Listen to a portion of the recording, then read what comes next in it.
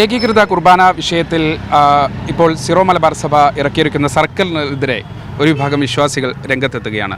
കൂടുതൽ പ്രതിഷേധത്തിലേക്ക് കാര്യങ്ങൾ പോകുന്നു. തീർച്ചയായിട്ടും കൂടുതൽ പ്രതിഷേധത്തിലേക്കാണ് കാര്യങ്ങൾ പോകുന്നത്. ജനാഭിമുഖ കുർബാനയല്ലാതെ മറ്റൊന്നും എറണാകുളം അങ്കമാലി അതിരൂപതയ്ക്ക് സ്വീകാര്യമല്ല എന്നുള്ള കാര്യം 1000 വട്ടം ഈ സിനഡിലെ ബിഷപ്പുമാരോടും ഈ സിനഡിലെ മറ്റധികാരികളോടും ഒക്കെ ഞങ്ങൾ ധരിപ്പിച്ചിട്ടുള്ളതാണ്. അത് വളരെ കൃത്യമായി മനസ്സിലാക്കിയ വത്തിക്കാൻ പോലും ഇവരോട് ഐക്യത്തിനുതകുന്ന ഒരു കാര്യം ചെയ്യണമെന്നും മാർപ്പാപ്പ ഇറക്കിയ സർക്കുലറിൽ മെത്രാന്മാരോട് ആത്മപരിശോധന ചെയ്യണമെന്നുമാണ് ആവശ്യപ്പെട്ടത്. അത് വളരെ കൃത്യമായി മാർപ്പാപ്പ ആവശ്യപ്പെട്ടിട്ട് മാർപ്പാപ്പയുടെ ഈ ആവശ്യങ്ങളെ ധിക്കരിച്ചുകൊണ്ട് ഒരു ചെറിയൊരു കൂട്ടം സിനഡിലെ ബിഷപ്പുമാർ അവർ തന്നിഷ്ടത്തിനും താന്തോന്നിത്വത്തിനും എടുത്ത തീരുമാനമാണ് ഇന്ന് സർക്കുലറായി പുറത്തു വന്നിരിക്കുന്നത്.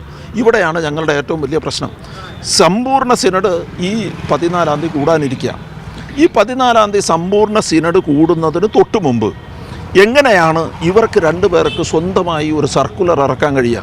അങ്ങനെ സർക്കുലർ ഇറക്കാൻ അവർക്ക് വകുപ്പില്ല. ആ സർക്കുലറിൽ ഇവർ പറയുന്നത് കത്തോലിക്ക സഭയിൽ നിന്ന് ഞങ്ങൾ പുറത്തു പോകുന്നതാണ്.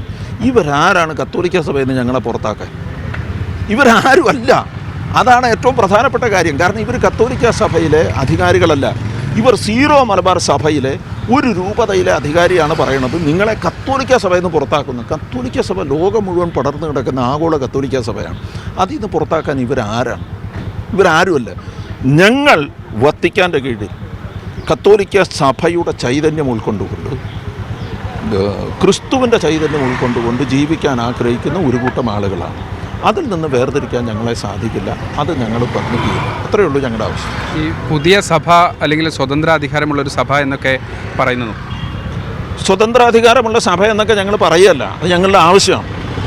ഇതുവരെ ഞങ്ങളുടെ എല്ലാവരുടെയും മനസ്സിലുണ്ടായിരുന്നൊരു കാര്യം, ഇന്ന് ഈ ചതിയുടെ സർക്കുലർ പുറത്തു വന്നതോടുകൂടി ജനം ഒറ്റക്കെട്ടായി ആവശ്യപ്പെടുകയാണ്, ഞങ്ങൾക്ക് ഒരു പുതിയ സ്വതന്ത്ര മെത്രാപ്പൊലീത്തൻ സഭയാകണം.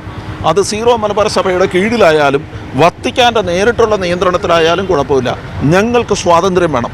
ഞങ്ങൾക്ക് ഇനി ഈ അടിച്ചമർത്തൽ സഹിക്കാൻ ഞങ്ങൾക്കാവില്ല. ഇതാണ് ഞങ്ങളുടെ നിലപാട്. ഇപ്പോൾ ഈ പ്രതിഷേധം അവരുടെ സർക്കുലർ കത്തിച്ച് പരസ്യ പ്രതിഷേധത്തിലേക്കൊക്കെ കാര്യങ്ങൾ പോകുന്നു. ഒരു സംശയം വേണ്ട, ഇനി ഇതിനേക്കാൾ ശക്തമായ പ്രതിഷേധങ്ങൾ വരും ദിവസങ്ങളിൽ കാണാനാകും.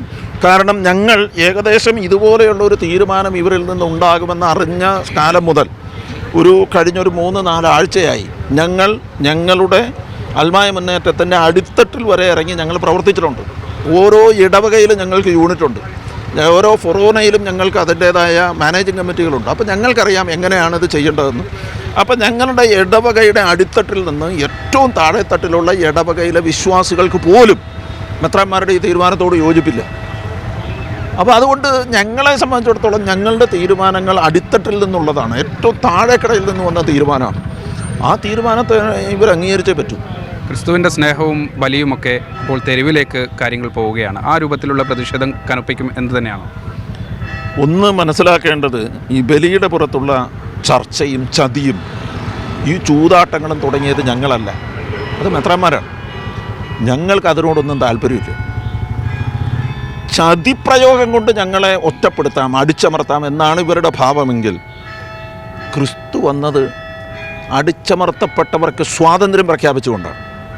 അത് ക്രിസ്തുവിൻ്റെ നയപ്രഖ്യാപനത്തിൽ പറയുന്നുണ്ട്.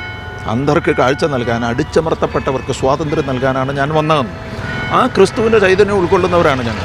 അതുകൊണ്ട് ഇനിയൊരു അടിച്ചമർത്തലിന് നിന്നുകൊടുക്കാൻ ഞങ്ങൾ തയ്യാറല്ല. ചതിയുടെ ബലിയാക്കി ഇതിനെ മാറ്റിയാൽ സ്നേഹത്തിൻ്റെ ബലി വേണം ഞങ്ങൾക്ക് എന്ന് വീണ്ടും വീണ്ടും ഏറ്റുപറയാൻ ഞങ്ങൾ തയ്യാറാണ്. ഇനിയിപ്പോൾ ഈ സിനഡൊക്കെ കൂടാൻ പോവുകയാണല്ലോ, അപ്പോൾ അതിലെങ്ങനെയായിരിക്കും നമ്മളുടെ ഒരു നിലപാട്? സിനഡ് ഒരു ഓൺലൈൻ സിനഡാണ്. അത് 2 മണിക്കൂർ മാത്രമുള്ള ഒരു ഓൺലൈൻ സിനഡാണ്. അത് തന്നെ ഒരു പരിഹാസ്യമായൊരു സിനഡാണ്. നിങ്ങൾ ആലോചിച്ച് നോക്കി, ഇത്രയും വലിയ ദീർഘമായൊരു വിഷയത്തിന് ചർച്ച ചെയ്യാൻ 2 മണിക്കൂർ സമയം, 58ഓളം ബിഷപ്പുകാർ ഓൺലൈനിൽ പങ്കെടുത്ത അവർക്കൊക്കെ 2 മിനിറ്റ് സംസാരിക്കാൻ കിട്ടുമോ? അതുപോലും കിട്ടുകയില്ല. അപ്പോൾ ഞാൻ പറഞ്ഞത് ഇതൊരു പരിഹാസ്യമായ സിനഡാണ്. അതുകൊണ്ട് ഈ സിനഡിൻ്റെ കാര്യത്തിൽ നിന്ന് ഞങ്ങളൊന്നും പ്രതീക്ഷിക്കുന്നില്ല. ഞങ്ങൾക്ക് ഞങ്ങളുടെ ആവശ്യം വേണം. അതുമായിട്ട് ഞങ്ങൾ മുമ്പോട്ട് പോകും. അതിന് ഞങ്ങൾക്ക് ഞങ്ങളുടേതായ വഴികളുണ്ട്. ഞങ്ങൾ ആ വഴിക്ക് പോകും. ജനാഭിമുഖ കുർബാനയായിട്ട് മുന്നോട്ട് പോകും. ഒരു സംശയം വേണം. എന്തായാലും ഈ വിശ്വാസി സമൂഹം പറയുന്നത് ജനാഭിമുഖ കുർബാന എന്നുള്ള ആ രീതിയിൽ നിന്ന് ഒരു മാറ്റവുമില്ല. മാത്രമല്ല, ഒരു സ്വതന്ത്ര സഭയായി പോകേണ്ട ഒരു കാലം അതിക്രമിച്ചിരിക്കുന്നു. അത്തരത്തിലുള്ള പ്രതിഷേധ പരിപാടികളുമായി മുന്നോട്ട് പോകുമെന്നുള്ളൊരു കാര്യം കൂടിയാണ് പങ്കുവെക്കുന്നത്. ക്യാമറ പേഴ്സൺ വി പി തടത്തിലിനൊപ്പം അഹമ്മദ് മുസ്തഫ, മീഡിയ 1, കൊച്ചി.